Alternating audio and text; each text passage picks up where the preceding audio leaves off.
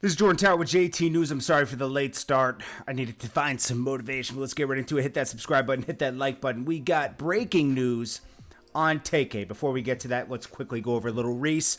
Lil Reese wanted $1 million for his story. We discussed last night it was not worth $1 million. Well, Vlad responded and said it's not even worth 1% of $1 million.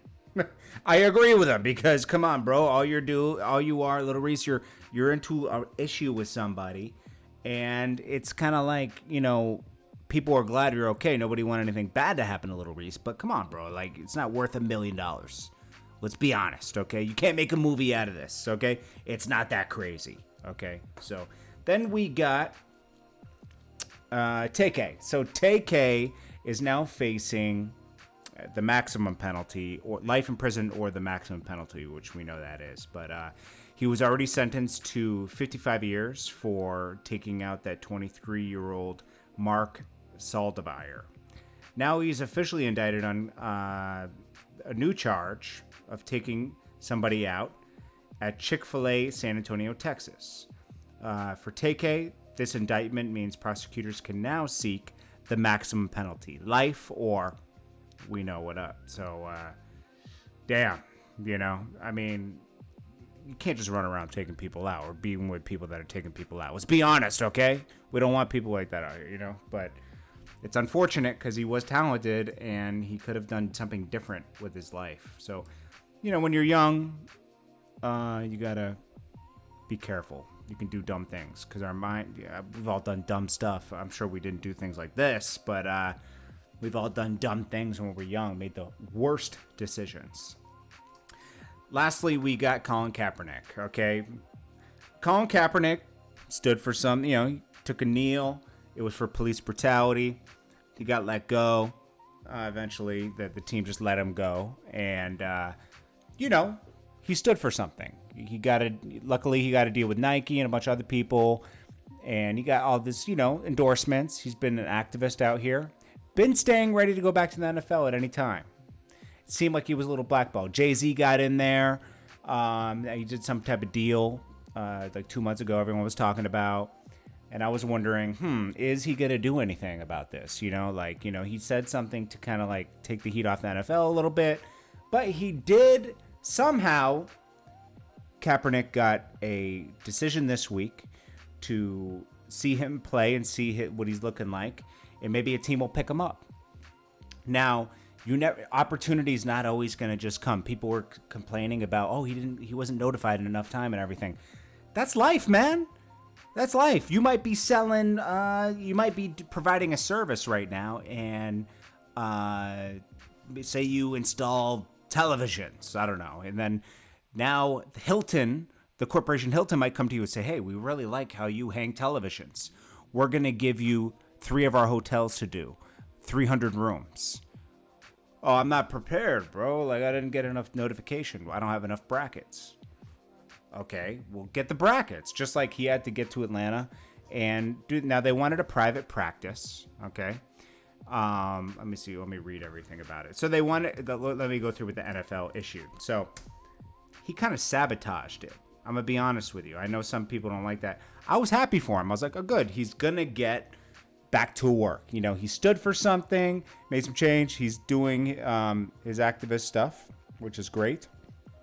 And he's getting to play for the NFL. Everything's happening in line. Like, it's going to, this is going to be a story to, you know, that's going to have a great ending, you know. All he had to do was show up and perform. But he tried to take control of the situation. The NFL issued a statement saying what happened, you know. 3/4 of the NFL teams were present. So think about it. People took time away, flew into Atlanta. It was supposed to take place at the Falcons stadium, Mercedes-Benz Stadium. The NFL was considerable effort to work cooperatively with Colin's representatives. His agent to suggest questions for the interview. His representative said they wanted to bring his own receivers. We agreed to that. Coach discussed Colin's agents how the drills would run and the workout so they could see what it's expected, you know, so they can, you know, see what team wants them. last night when Nike, with Colin's approval, requested to shoot an ad featuring Colin and mentioning all the NFL teams present at the workout, they agreed to that. On Wednesday, they sent Colin's representatives a standard liability waiver. So, like, hey, this is a invitation, you have to protect yourself. You're a corporation. They rewrote the waiver so it didn't go to what their lawyers wanted. Then also, for the first time, they heard the night before that Colin wanted to bring his own video crew. At the same time we heard from Nike. So last night, around the same time we heard from Nike that Colin wanted to bring his own video crew. We heard for the first time that his afternoon Colin would want to open the event to all media. We agreed to have Colin's representatives on the field for the workout and allow them to see how it was being recorded, so all the teams can see it. So we even though we made it clear from the beginning, it was a private workout, so they made it clear it was private. They didn't want the media there, okay? Which is fine. But Colin changed the venue at the last minute to like a high school field or something. He filmed it himself. Then he did a whole media display. And he kind of downplayed the teams. Like, I invite them to come. Stop hiding. Stop this. He made like a statement, where it's like, dude, you're not going to get hired now. Because, like, you had these people fly out to see you work out, and then you changed the venue the same day of the workout. So they're already in Atlanta. They took time out of their time to come see you at one of their clubs, the Atlanta Falcons Stadium, Mercedes-Benz Stadium, and you are trying to control the workout now. It's almost like getting an interview for a job at Chase, or say at so you get an interview at this company, and then last minute you're like, hey guys, I don't feel comfortable having the interview in your office. I want to have it in Chick-fil-A up the street because I'm hungry. You can't do that. And then you make a statement talking about hey, I welcome them, but stop not looking at my qualifications, and stop running from me. It's like, you can't do that, bro. Like, you're still, unless you have your own team, you can't do that. Unless you control the team, you can't do it. It's just what it is. You're still an employee when you're a football player. You're a brand and an employee, It's just what it is. We're all employees to a degree. Even on this platform, we're all employees. Everyone that uploads, you're an employee. You're a guest. You don't have much rights, That's life, Anyways. So that's what happened, man. And so I don't know if he's going to get hired or not, man. I don't think so. So then, Stephen A. Smith spoke the truth. I don't think he was out of line. And Eric Reid responded. They went back and forth. Sorry this is so long. Eric Reid responded. He called him basically, disrespectful terms. I'll kind of skim through it because it's kind of long. But, he said Stephen A. Smith tap dancing for the NFL. Damn straight Colin wants control of the narrative. He wasn't going to lose control of the narrative. There was no media. There was going to be no media there. It was just like an interview, and you leave. The organization did blackball him, yeah. But I was happy to see him. I was like, damn, finally, Colin's going to worry. It's a hero story. Kind of like, it's just like, it's a winning story, They didn't just get rid of him. He came back, he got to play, and he got to make a statement. I mean, that's amazing. Stephen A. Smith said, man, please, you embarrass yourself, you Reid. Every time you open your mouth, you, of all people, talk tap dancing when you're the one collecting a check from very institution you collect a check from.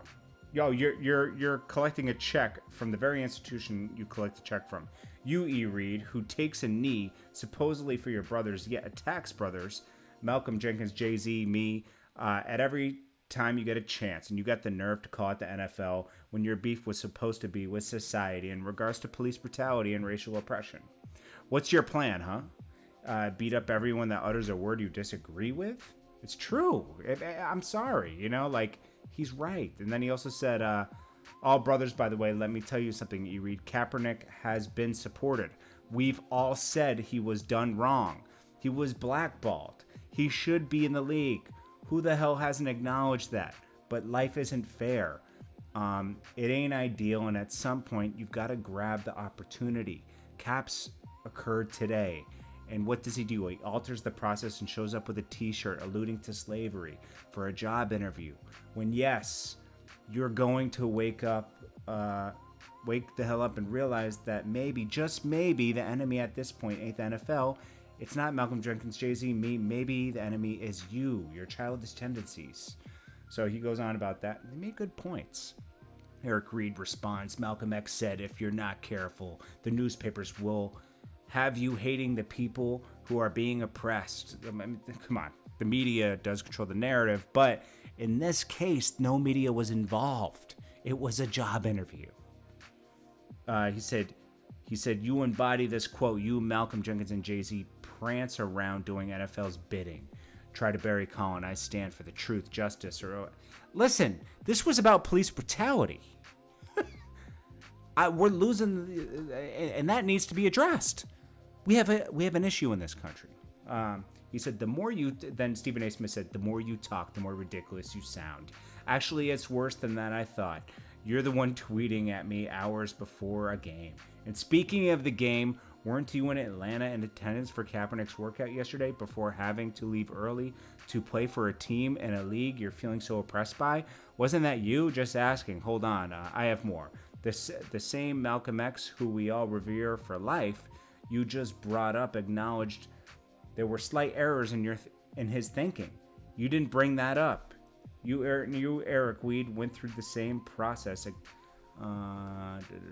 Sunday, but it said Black Ball. He said, I can't follow it because I took weird photographs. Something. You bring that up. You Eric Reid went through the same process. Cap was supposed to be to go through, and you're still playing Sunday, but you didn't bring that up. And unlike you, walking around and doing nothing but, complaining at every turn, myself and many others in the media have religiously called out the NFL for blackballing Cap. We've religiously highlighted the unfairness of it all, and some of us have worked behind the scenes trying to help Cap, Jay-Z, and others in their quest to get Cap back in the league. He's right. Jay-Z's, allegedly someone from Jay-Z's team, said that Jay-Z was kind of disappointed that Kaepernick didn't follow through with the workout and everything, because he worked hard to make that happen with other people. Anyways, guys, what do you guys think? This is Jordan Tower with JT News. I appreciate you guys. And I will check in the next one. I hope you guys are having a good day. Make sure you rest up today. Tomorrow's a new day. Put one foot in front of the other. Keep working hard at it. Keep trying to change your mindset if you're in a bad space. You read a book, work out, eat clean, watch positive content, positive videos. Keep trying. Keep trying to get a job. Keep trying to better your job. Keep trying. That's just my point. Don't give up. I'll check you guys in the next one. Peace.